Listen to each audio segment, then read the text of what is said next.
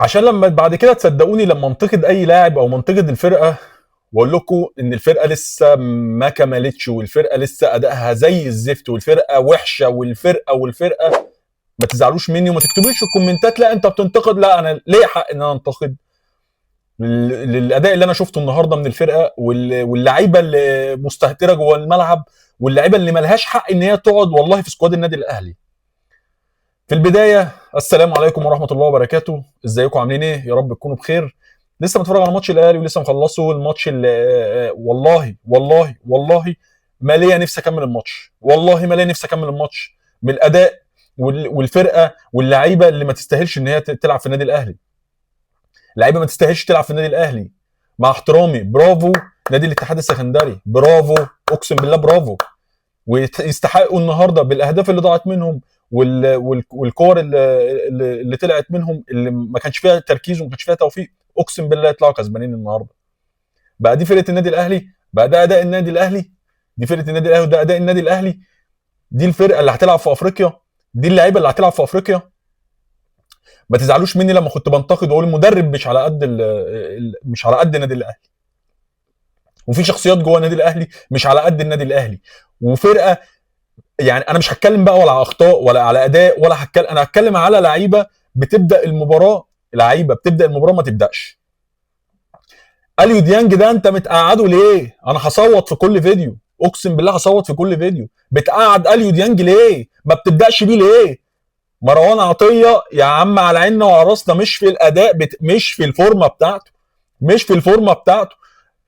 عندنا مشاكل في الدفاع، عندنا مشاكل في الدفاع. اليو ديانج ما شاء الله عليه من المميزات اللي فيه اللي هو بيغطي معاك ورا. ما بتبداش ليه ماتش ليه؟ طاهر محمد طاهر، انت حتى التغييرات انا مش عارف مين، والله العظيم مش عارف مين الراجل ده اللي بيقول له نزل اللعيبه دي في الوقت ده. والله العظيم بتفرج على الماتش مش عايز اتفرج عليه، حاجه زي الزفت، حاجه زي الزفت واداء زي الزفت والفرقه زي الزفت. خنقتونا، انتوا خنقتونا، والله خنقتونا. اداء ولعب وحاجات كتير قوي. انت المكسب النهارده ان زيزو فاق شويه، مكسب النهارده ان زيزو فاق شويه. ياسر ابراهيم زي الزفت ورا كور قدام الشناوي خايف يطلع الكوره. ما تطلع يا عم، هيقولوا عليك انت ما بتعرفش تلعب، ما تطلع يا عم الكوره. ياسين مرعي راح في 60 داهيه. الاثنين الافارقه بتوع نادي الاتحاد ما شاء الله عليهم، والله ما شاء الله عليهم. نزلوا اكلوا الدفاع عندنا. انت عندك مشكله في خط الدفاع، يبقى انا عارف ان انا في عندي مشاكل في الماتش اللي فات والمباريات اللي فاتت، عندي مشكله في الدفاع. يبقى انا المفروض انزل ابقى عامل البلان بتاعتي على ان انا عارف ان في عندي مشاكل في الدفاع. يبقى انا على اللعيبه اللي هتلعب عارف اللعيبه على قد الثقه دي، على قد ان انا هتقدر تغطي المكان ده، مش قدها اركن يا باشا وقعد صفقات بقى. ابدا صفقات، اعمل صفقات، لكن هتفضل كل ماتش على كده احنا حاطين ايدينا على بينا لحد دقيقه 90. ايه القرف ده؟ ايه القرف ده؟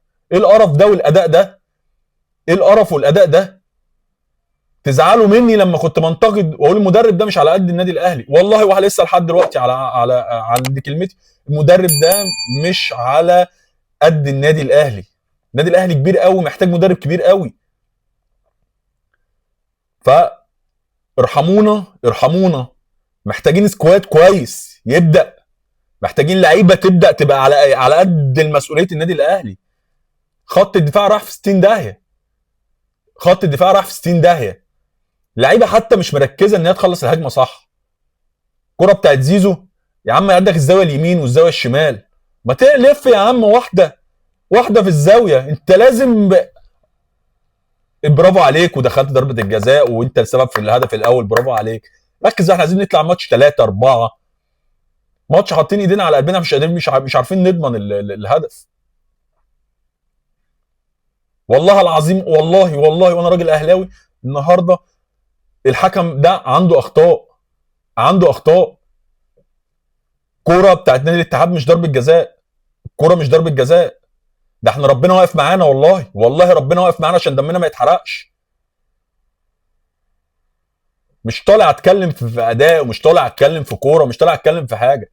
انا عامل الفيديو ده عشان انا احنا بنتفرج على الكوره يا جماعه، ونتفرج على النادي الاهلي اداء ولعب وحركه في الملعب خنقتونا، مش عايزين، مش هتخلونا نتفرج على كوره تاني.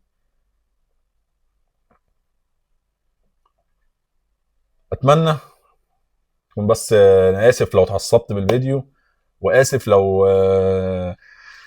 طلعت مني كلمه، بس الواحد والله العظيم بتفرج على الماتش ومتنرفز ومتعصب يعني لعيبه بجد والله العظيم تجيب الضغط.